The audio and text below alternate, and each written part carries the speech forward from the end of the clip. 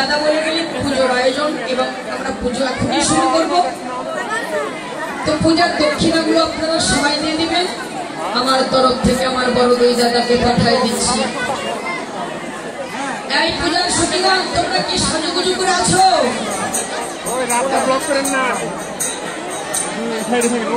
পূজার সতীগণ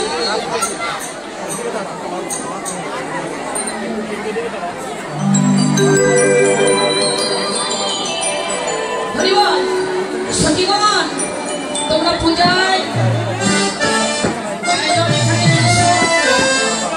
দর্শককে নৃত্য করবেন। যারা যারা পূজার নৃত্যের জন্য প্রস্তুত হয়ে আসো, সুন্দর করে নৃত্য করতে হবে।